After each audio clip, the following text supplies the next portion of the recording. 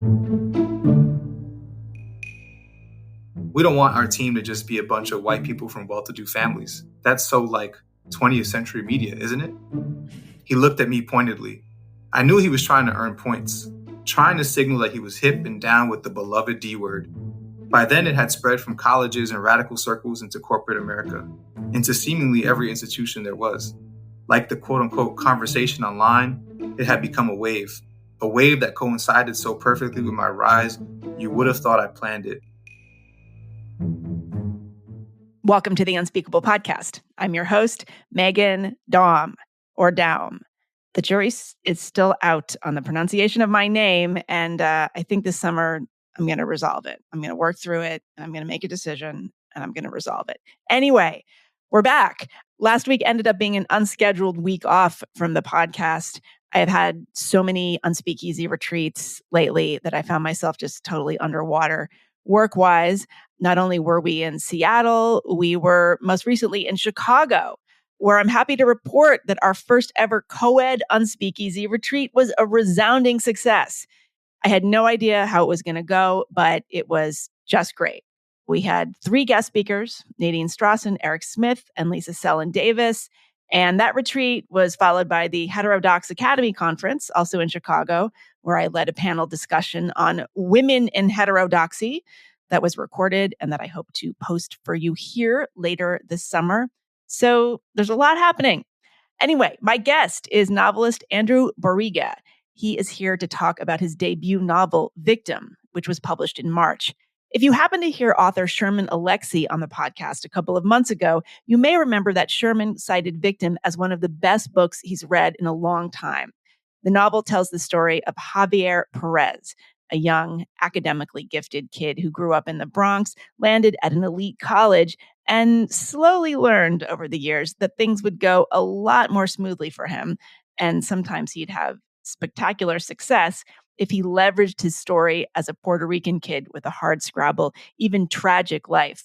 The novel is part social satire, part coming-of-age story, and what you're about to hear is a fantastic conversation with the author about the process of writing the book, how much of it hews to his actual experience, and how he feels about contemporary fiction and the literary world these days. As always, paying subscribers hear the whole thing. If you are not yet a paying subscriber, become one at meghandom.substack.com.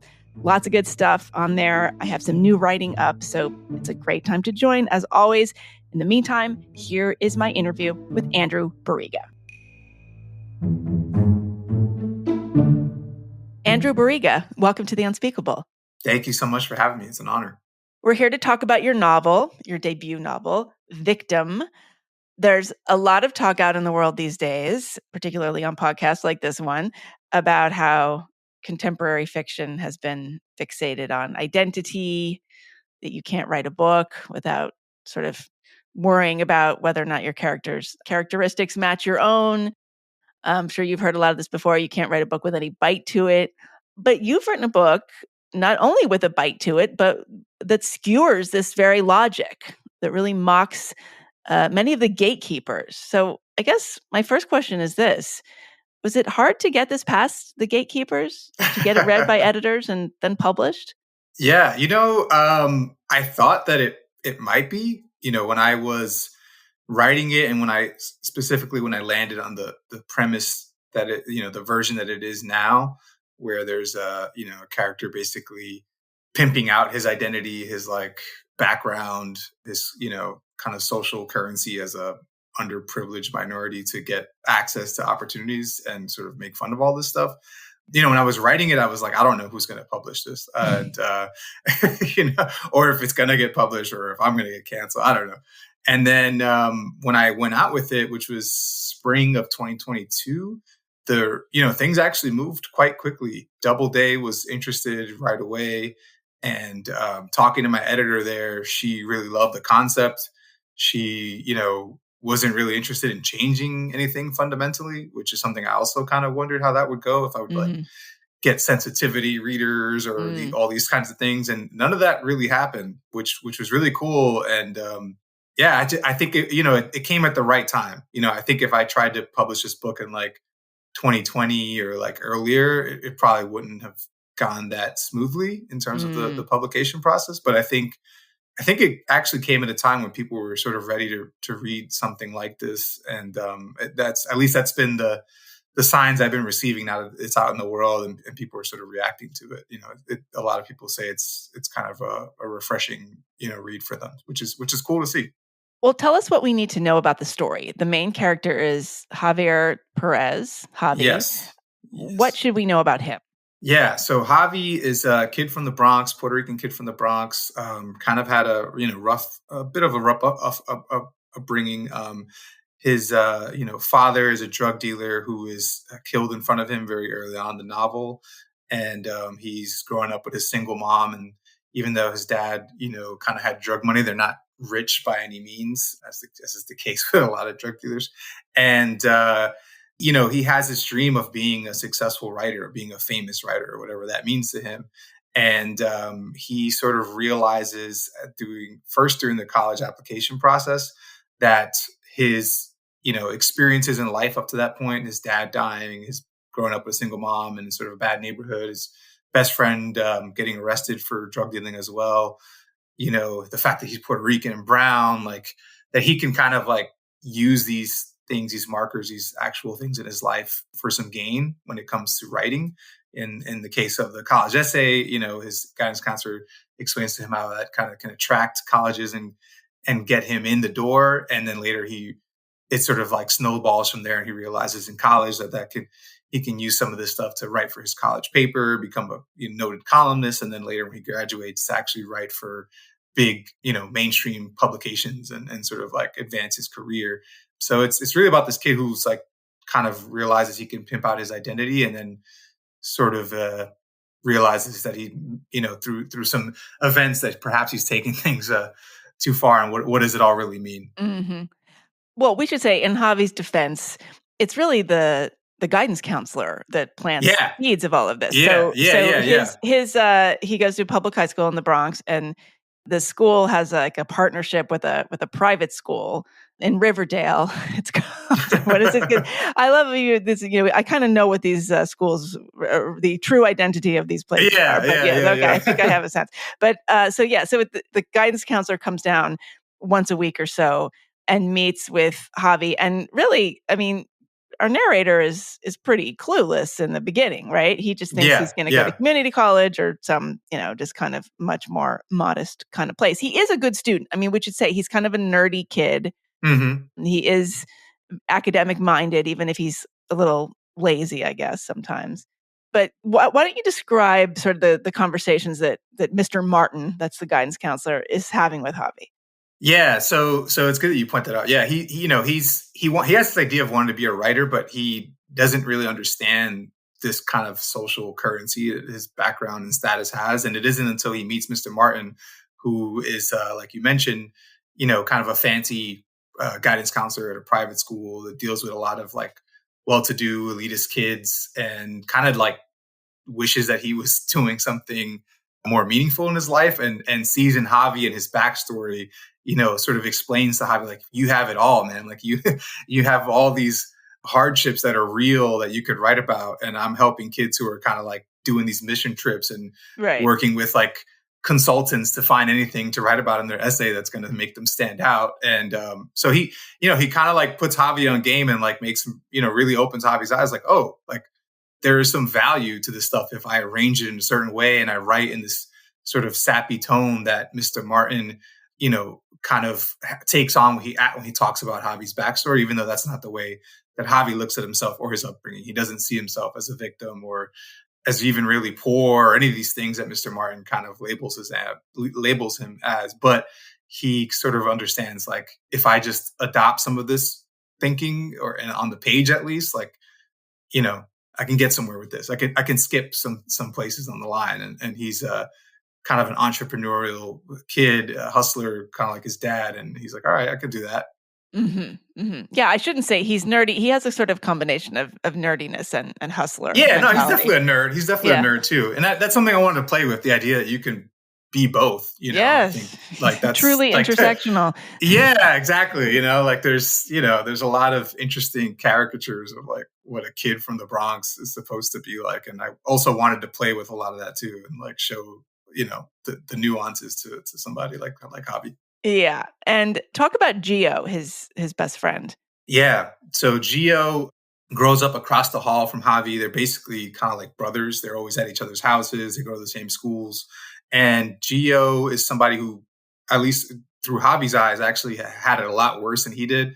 His father was like never around, and then his mother, committed suicide in a bathtub. And he's growing up with his grandmother, who is around but busy and working and trying to provide for him, and also kind of like never had it in the plans to raise another kid, and so she doesn't have the same level as engagement as Javi's single mom does. And so Gio is somebody that's really important in the novel because he's sort of playing off Javi the entire time. And early on, Javi is sort of understanding these like messages from Mr. Martin about his backstory and what he can do with it, and sort of thinking about Gio like, oh man, if only Gio cared about school, he could do this too. But Gio sort of falls in with a local gang, ends up dealing drugs, and is arrested basically right before Javi is applying for colleges. And then they reunite later on in the novel once Javi has become this kind of noted writer, trading on his real and fabricated stories of trauma and hardship. And Gio is kind of like, who the fuck are you? Like, what are you doing? Okay. And so Javi eventually gets accepted and goes to Donlin University. Yes. I guess we should just say, I believe you went to Cornell, right? Yeah. Donlin University is a similar location. Very similar to Cornell, to Cornell. Otherwise, no. It's actually a name of a dorm at Cornell. Oh, I was wondering that actually. Yeah. Okay, I didn't know if it was something like spelled backwards or there was some tricky thing you were doing there. Okay. So he ends up in this place and pretty quickly finds his way to the kind of social justice kids, the kids of color who are really into identity stuff, but not for the reasons you might think. So explain to us why he finds himself with this crowd. Yeah. So very early on in college, he's, taking these sorts of sociology courses, intro to, race or ethnicity that a lot of colleges have mandated now. Even, this book kind of is like more of the 2014, 15, 16 period. But even back then, there was a lot of these classes mandated. And it's in this class that he kind of undergoes this activity where the kids are kind of standing and the teacher is asking them about their relative privilege. Like if you have a 2-parent household, if you own a house, things of that nature, you should stand up or sit down. And Javi finds himself the privilege walk. Yeah. Right. And Javi finds himself the winner, the most disenfranchised in the room. And instead of kind of being embarrassed about it, he's somebody who really craves attention and validation and is actually excited. Yeah, he's really happy. Like, oh, I won, and so he sort of, catches. He's already sort of caught, interested in this girl in the classroom who sort of looks like him, but also has these things about her that makes him realize she's not exactly like him in terms of class. And anyway, she kind of comes up to him after that, introduces herself. This is Anais, who turns out to be his girlfriend later on. And because he's mostly interested in her physically, like he wants to sleep with her and he finds her attractive, he goes with her to these meetings, to these Latino studies or student groups on campus where a lot of kids are talking about, perceived hardships and slights, but some of them are a lot more, a lot less serious than other things. It's like, oh, they called me Hispanic. And it's like, but they're kind of talking about it in this really grave, dramatic way as if they'd been robbed or, physically assaulted or something. And right. Javi's like sitting in these meetings, again, trying to get with this girl, but looking around and like, these people are not even like, these are not even real things they're talking about. Like I could talk about some real shit, And so again, he's like slowly just picking up the messages like, okay, they're getting attention and sort of like community acceptance for sharing these types of grievances and harping on them. And he's sort of realizing, well, I can do some of that myself and do it even better. And also kind of win the attention of this girl that I really want to get with. And so he falls in with this group of kids and tries to, or slowly becomes kind of like the king victim on campus, like king most hardships or whatever. And he writes about it and, becomes a noted columnist in the newspaper. But all the while, there are some people on the campus who he doesn't realize until later, who kind of are seeing through his sham and confront him about it later on. There's some interesting scenes around that. Right. And I mean, we should say the initial scene where he goes to the meeting of these people you just described. I mean, it's very funny. I just should say that the book is very funny. You. I mean, you have this, Thank you. when you talk about, I guess when he first, he's trying to cozy up to Anais, the word hegemonic comes up. Yeah. I guess some Right, kid says, the reason they're having these meetings is because it's important to have an open dialogue on campus, vent frustrations, vibe, be in community with our, culturally appropriate these words, hermanos and hermanas. There you go. Good job. Which, as you know, is important in this hegemonic landscape we find ourselves in. And then a few people snap their fingers, of course. And Anais says, preach. So you say, I didn't know what the word hegemonic meant, but I made a mental note to look it up later and add it to the collection of words I'd been gathering since my arrival on campus, not only as an exercise to get along better with others and understand what the fuck my professors were talking about, but also because these words like hegemonic, diaspora, and modernity sounded weighty and important. They sounded like the sort of words you could beat people over the head with. So let's just step away from the novel itself for a minute and talk about your actual experience. Presumably, you are drawing from your experience at Cornell. This is not it's not an autobiography, but it may be a roman à clef in some ways. What was it like for you when you got to Cornell? Yeah, it was very disorienting at first for me, especially socially. I had come from the Bronx, where I also grew up, and I was very much like a Bronx like neighborhood kid. Like I grew up in the same building and knew everybody. Went to schools there, mostly public schools, and then I don't know, like I kind of lived in my own little Bronx world bubble, and I was a good student and all that, but I hadn't really interacted with kids who were kind of like wealthy on that level and who had access to things that I had never even imagined. And I didn't even really consider myself poor. That part is kind of similar to Javi. I grew up with a single mom as well. And, we didn't have a lot of money and all that, but we kind of had everything we needed. And my mom was a great mom. And I had a great childhood. I had a lot of fun. But when I got there, I was suddenly around these kids and who came from these lifestyles, like kids who were like the kids of oil barons in Saudi Arabia, like like from Europe who had all this money, American like kind of waspy kids, like all these like types of people I'd never really been around, and I was kind of interested in them. I was like, oh, okay, these are like new people. Let me try to like befriend them and like learn their ways, who are these people? And they were sort of interested in me too, but I started to realize that they had these like funny ideas about me. They like, I'd be asked if I'd been shot or like if I'd been in rap music videos or like if I'd ever joined. That was a taste of my interview with author Andrew Boryga, talking about his new novel, Victim, his debut novel.